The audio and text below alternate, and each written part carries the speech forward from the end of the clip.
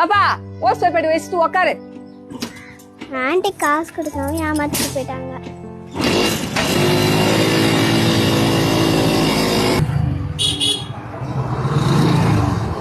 அப்பா நாளச்சோ ஒரு ஆண்டி வந்து காத்து அடிச்சுட்டு காசு கொடுக்காம தேங்க்யூ சொல்லாம போயிட்டாங்கப்பா.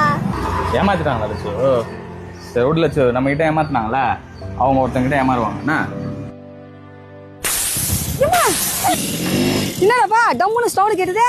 A few moments later. லட்சோ, ஒருத்தர்கிட்ட ஏமாத்தி வாங்குற எந்த விஷயமும் நிலைக்காது லட்சோ, சரியா? ஐயோ 5 ரூபாய்க்கு ஆசைப்பட்டு 500 ரூபாய்க்கு செலவு வச்சிட்டனே, நான் என்ன பண்றதுன்னு தெரியலையே. ஐயோ சரி போ, டூல் சேர்த்துனா போ, ரெடி பண்ணலாம். இப்படி தாங்க நம்ம கஷ்டப்பட்டு முன்னேறணும்னு நினைக்கும் போது நம்மளை சுற்றி இருக்கிறவங்க ஏமாற்றிக்கிட்டே இருப்பாங்கல்ல. நீங்கள் கூட நினைக்கலாம் நம்ம ஏமாத்துறவங்க ரொம்ப நல்லா இருக்காங்களேன்னு, ஆனால் கண்டிப்பாக அவங்களுக்கான பலன் அவங்க அனுபவிச்சுட்டு தான் இருப்பாங்க.